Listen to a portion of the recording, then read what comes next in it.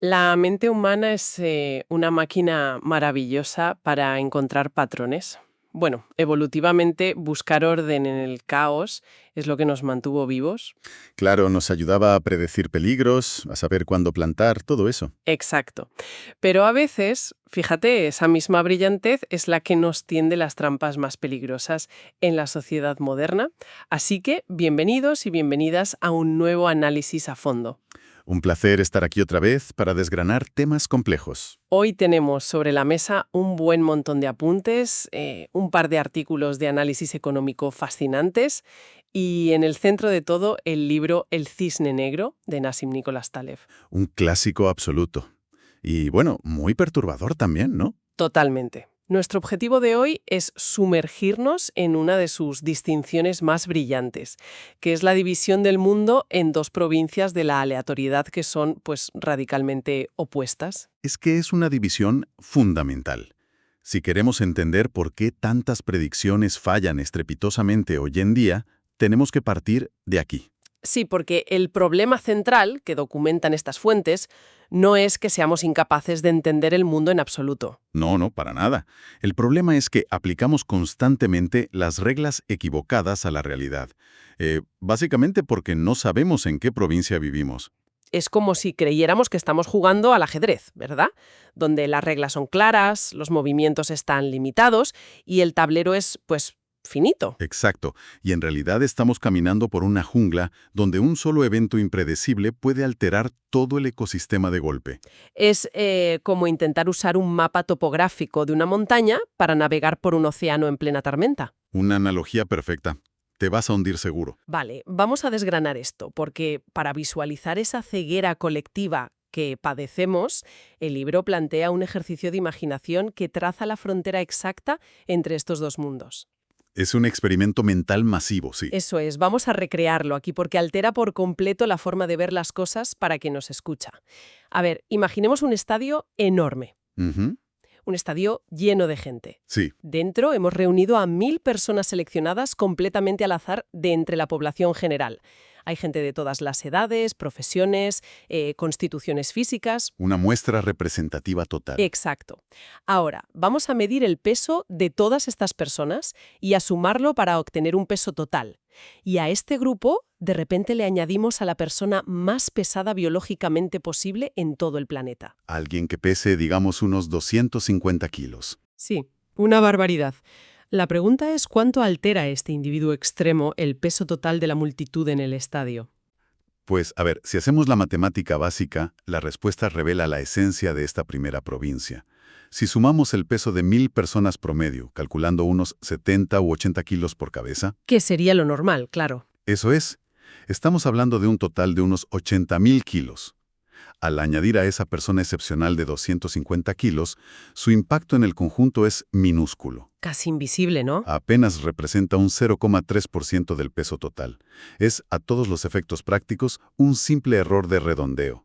La media apenas se inmuta. O sea, la lección aquí es que ningún individuo por sí solo, por muy extremo que sea su caso, puede distorsionar el conjunto de manera significativa cuando hablamos de propiedades físicas. Exactamente. Hay límites biológicos infranqueables. Vale, pero ahora vaciemos el estadio y hagamos entrar a otras 1000 personas al azar. Vamos con el segundo experimento. Sí. Esta vez, en lugar de ponerlos en una báscula, vamos a medir su patrimonio neto. Sumamos el dinero que tienen en sus cuentas corrientes, el valor de sus viviendas, restamos sus deudas, las hipotecas, y calculamos esa riqueza total. Vale, tenemos una cifra. Y a ese mismo estadio, en lugar de la persona más pesada, hacemos entrar a Bill Gates, o bueno, a cualquier otro millonario que encabece las listas mundiales. ¿Qué pasa con la proporción ahora? Aquí es donde la matemática cambia de universo.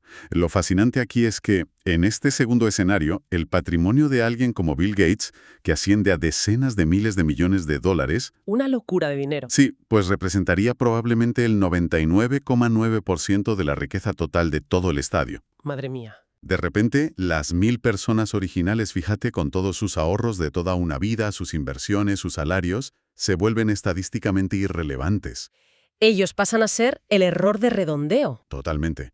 Una sola observación ha absorbido casi la totalidad del pastel. Espera. Si un solo individuo distorsiona la matemática de esa manera, Entonces, todo el concepto de un patrimonio promedio en ese estadio es completamente inútil. Absolutamente inútil. Es que decir que la riqueza media en ese estadio es de, no sé, 100 millones por persona sería una falacia tremenda. Claro, porque nadie tiene 100 millones. 1000 personas tienen 1000 euros y uno tiene 100.000 millones. Exacto. Entonces, ¿qué hacemos cuando los promedios dejan de funcionar así? Pues tenemos que aceptar que estamos ante dos fenómenos que se rigen por leyes naturales completamente diferentes. El peso y la riqueza sencillamente no operan bajo la misma gravedad. Requieren modelos mentales distintos. Eso es, y eso nos introduce de lleno a la primera provincia, la que está sujeta a límites físicos, que Taleb llama Mediocristán. Mediocristán, un nombre muy descriptivo. Muy acertado, sí. Taleb utiliza este término para describir el entorno de lo predecible. Es un mundo sujeto a la termodinámica, a la resistencia de los materiales y, como decíamos, a las estrictas limitaciones biológicas. Donde reina la física, vamos. Justo. En Mediocristán, lo mediocre, es decir, la media, el promedio, es la fuerza dominante. Los extremos son imposibles o, si ocurren, son irrelevantes para el total. Las fuentes dan ejemplos muy claros de esto para el día a día. Por ejemplo, la estatura humana es un ciudadano ejemplar de Mediocristán. Sin duda. Por mucha nutrición o genética favorable que exista, un ser humano no va a medir 300 metros. No, la estructura ósea colapsaría mucho antes. Claro, y el consumo de calorías también vive aquí. Alguien puede darse un festín espectacular el día de Navidad y consumir, no sé, 8.000 calorías. Un empacho en toda regla. Sí, pero a lo largo de un año entero, ese exceso puntual apenas va a mover su promedio diario de consumo. Porque no puedes comer 8000 calorías todos los días sin morir. Exacto. Y lo más interesante, si lo llevamos al terreno profesional, es cómo esto se aplica a ciertos trabajos. Los ingresos de un panadero o de un dentista pertenecen a este mundo de Mediocristán. Claro, porque el trabajo físico no es escalable. A ver, explícanos eso de la escalabilidad. Pues muy sencillo. Para que un dentista gane el doble de dinero, tiene que perforar el doble de dientes. Y el día solo tiene 24 horas, y sus manos se cansan. Hay un tope natural. Exacto, biológico y temporal a la cantidad de pacientes que puede atender. Las desviaciones extremas están limitadas físicamente. Es por esto que en Mediocristán, la famosa curva de Gauss funciona a la perfección. La campana de Gauss, la distribución normal que nos enseñan en estadística. Esa misma. Aquí funciona maravillosamente porque las desviaciones extremas disminuyen a una velocidad exponencial. Pero un momento, voy a hacer de abogada del diablo. A ver, dime. ¿Qué pasa si ese dentista decide, no sé, no perforar más dientes, sino montar una macrofranquicia? Contrata a 100 dentistas, abre clínicas por todo el país y vende su marca. ¿No rompe eso el límite de las 24 horas y sale de Mediocristán? ¡Wow! Esa es una distinción brillante y da en el clavo del mecanismo subyacente. Gracias. Es que el acto físico de sacar una muela pertenece a Mediocristán, pero la propiedad intelectual, la marca y el sistema empresarial que ese dentista acaba de crear, que ha creado en tu ejemplo. Ya no dependen de su esfuerzo físico directo. Exacto. El modelo de negocio se ha vuelto escalable, y al volverse escalable, el dentista cruza la frontera y abandona Mediocristán. Deja atrás la seguridad de la campana de Gauss. Abandona ese lugar donde la inmensa mayoría de la gente se agrupa en el centro, y encontrar una desviación extrema es prácticamente un milagro. Y entonces, ¿qué significa todo esto? ¿Por qué la campana de Gauss es tan seductora, verdad? Asume que las anomalías desaparecen rápido. Ya ahí está la gran trampa. Es una trampa tremenda. Porque los economistas, las grandes corporaciones y, todos nosotros en el día a día, asumimos erróneamente que absolutamente todo en la vida real pertenece a Mediocristán. Es un deseo profundo de control, ¿sabes? Queremos creer que las crisis financieras o las ventas de una empresa se comportan con la misma docilidad que el peso corporal de una persona. Pero cuando quitamos las restricciones físicas, la cosa cambia. Cuando abandonamos el mundo de los kilos y los centímetros y entramos en el reino de la información, de las ideas, de los números. Ahí la gravedad desaparece. Y al desaparecer la gravedad, aquí es donde la cosa se pone realmente interesante, porque entramos en la segunda provincia, el salvaje mundo de Extremistán. Bienvenidos a Extremistán. Si en Mediocristán el promedio lo es todo, en Extremistán la desigualdad es tan extrema que una sola observación puede dominar y cambiar desproporcionadamente el total. Totalmente. En Extremistán, la curva de Gauss pierde todo su valor. Las matemáticas que realmente rigen esta provincia son las leyes de potencia. Uy, ¿leyes de potencia? Sí, Se caracterizan por lo que en estadística se llama la cola gruesa o fat tail. Vale, detengámonos ahí. Porque leyes de potencia y cola gruesa suenan a clase de estadística avanzada de la universidad. A ver, ¿cómo visualizamos esa cola gruesa en la vida real para que lo entienda todo el mundo? A ver, imaginemos un gráfico donde medimos cuántas copias vende un libro. Vale. En una curva de campana normal, a medida que avanzamos hacia un número extremo de ventas, digamos la derecha del gráfico, la línea caería rápidamente hasta tocar el cero. Indicando que es imposible vender, yo qué sé, 100 millones de libros. Exacto. Pero en extremistán, la línea nunca llega a tocar el suelo. Esa cola del gráfico se mantiene lo suficientemente gruesa, elevada, como para que los eventos extremos no solo sean posibles, sino que dicten el panorama completo. O sea que existe la posibilidad real de que una sola autora, como J.K. Rowling, con Harry Potter, venda más libros que la suma de los 100.000 autores que están por debajo de ella en ventas. Es que es exactamente así. Las fluctuaciones extremas aquí no se cancelan entre sí, sino que se acumulan y dominan. Es el clásico efecto de el ganador se lo lleva todo, el winner take all, ¿no? Justo. El ganador acapara el mercado. Y, de hecho, si conectamos esto con el panorama general, vemos por qué pasa. Las fuentes plantean una analogía histórica espectacular para ilustrar este cambio de paradigma. Fíjate, pensemos en un cantante de ópera local en un pequeño pueblo de la Italia del siglo XIX. Ah, sí, me encanta este ejemplo. Ese artista vivía cómodamente en Mediocristán. Había una barrera física muy clara. Nadie en su pueblo podía escuchar a los grandes tenores de Milán sin viajar durante días en un carruaje. Claro, un esfuerzo enorme. Así que el cantante local, aunque fuera mediocre y desafinara un poco, tenía su mercado asegurado. Había desigualdad, claro, el de Milán ganaba más, pero todos comían de la misma tarta. Esa barrera física era su escudo protector. El costo de distribución limitaba la competencia a su zona geográfica. Pero avanzamos hasta hoy. Se inventa el fonógrafo, luego el CD y ahora el streaming digital, Internet, la globalización. Todo se interconecta. El coste marginal de reproducir una canción cae a cero absoluto. De repente la barrera física se evapora por completo. Y ahí entramos en extremistán de golpe. Sí, porque un oyente en cualquier rincón del mundo puede darle al play y escuchar a la mejor voz del planeta. La profesión se vuelve infinitamente escalable. El mejor artista acapara el mercado global y se lleva prácticamente todos los inglosos. Mientras que miles de cantantes locales, que quizás son solo, no sé, un 1% peores a nivel técnico, Se quedan sin nada. Es brutal. y esto abre un debate crucial sobre cómo funciona el éxito hoy en día. En Mediocristán, los resultados suelen estar muy correlacionados con el trabajo duro y la habilidad. Un masajista que trabaja el doble, cobra el doble. Lógico. Pero en Extremistán interviene de manera decisiva lo que en sociología llaman el efecto Mateo. Inspirado en la parábola bíblica, ¿verdad? Sí, esa que afirma que al que tiene se le dará más.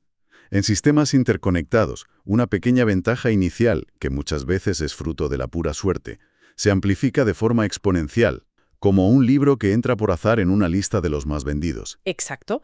Consigue más exposición en las librerías, lo que hace que más gente lo compre simplemente porque es visible. Lo que afianza su posición en la lista y vende aún más. Se genera un bucle de retroalimentación donde la popularidad engendra más popularidad, y esto acaba desconectándose por completo de la calidad intrínseca del talento o del trabajo duro. Entonces, si entendemos que el mundo moderno se está convirtiendo rápidamente en un inmenso extremistán debido a la escalabilidad, la gran pregunta es, ¿por qué no los vemos venir? ¿Por qué no vemos venir los cisnes negros? Exacto. Estos eventos raros e impredecibles de gran impacto gobiernan Extremistán, dominan la historia. Pero cada vez que ocurre uno, actuamos con una sorpresa total. ¿Qué nos ciega? Pues, a ver, la ceguera no es un defecto de inteligencia para nada. Es un mecanismo de supervivencia evolutiva que se nos ha quedado obsoleto. Explícanos esto. Durante cientos de miles de años, el cerebro humano evolucionó en un entorno que operaba casi exclusivamente bajo las reglas de Mediocristán. Si veías salir el sol todos los días, podías asumir con seguridad que saldría mañana. Claro. Si una planta te sentó mal y te enfermó ayer, te enfermaría hoy. Esta inferencia es lo que en filosofía se conoce como el problema de la inducción. El problema de la inducción. Sí, asumir que el futuro será igual que el pasado reciente. Era energéticamente muy barato para el cerebro y nos mantenía vivos. Estamos biológicamente programados para proyectar el pasado hacia el futuro. El problema es que esa configuración neuronal en el mundo interconectado de hoy es un peligro. Es la que nos lleva a la bancarrota en un mercado financiero, ¿sí? Y para ilustrar el peligro letal de esta ilusión de la experiencia, las fuentes recogen el que es para mí el momento narrativo más brillante del libro, La historia del pavo. la parábola del pavo de Acción de Gracias.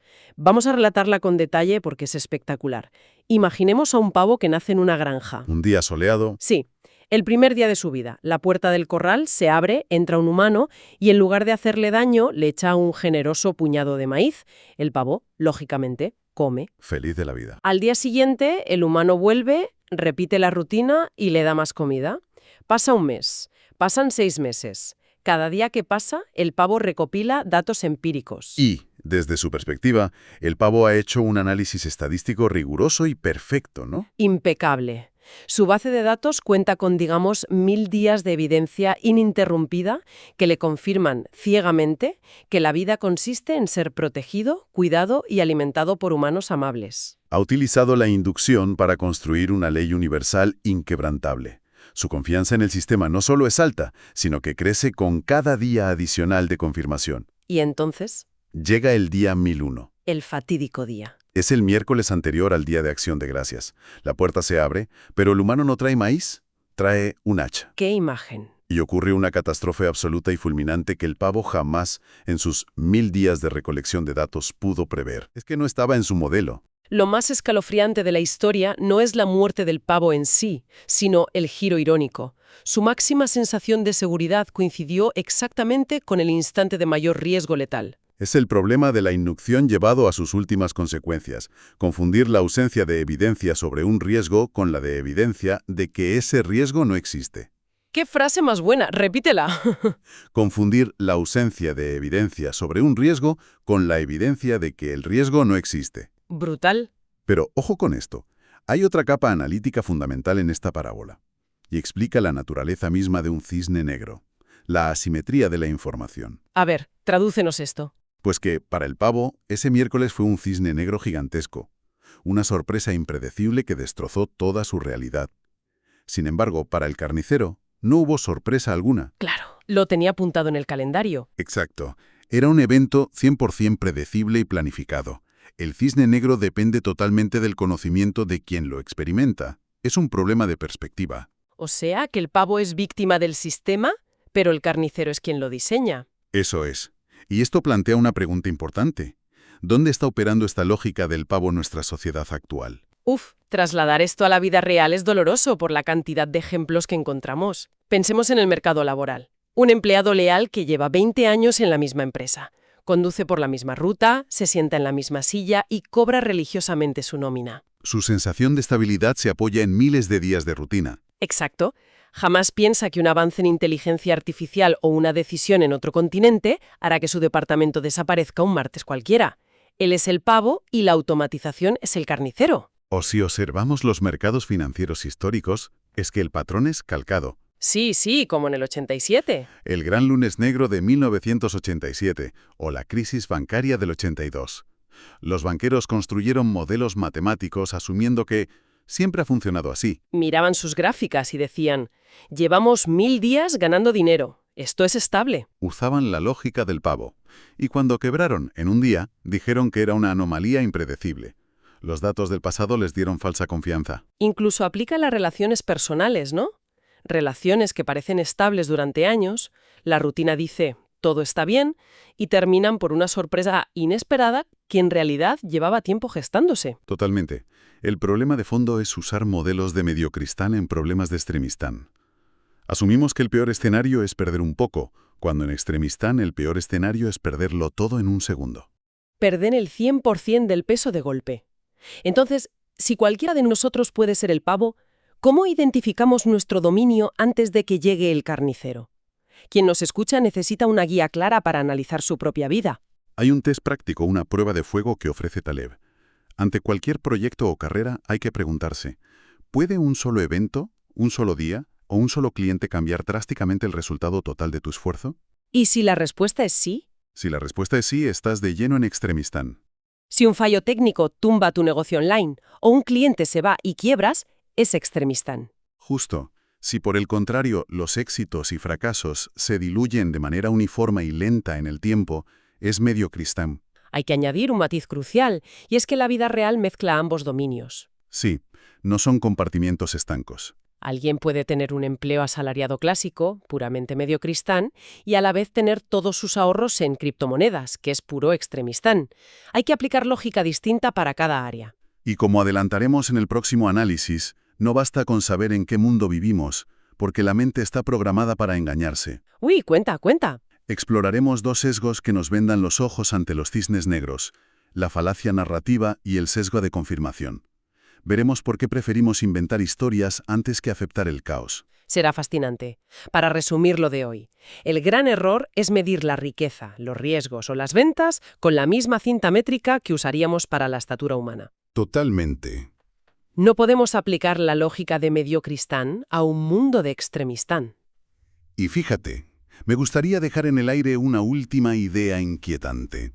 Adelante.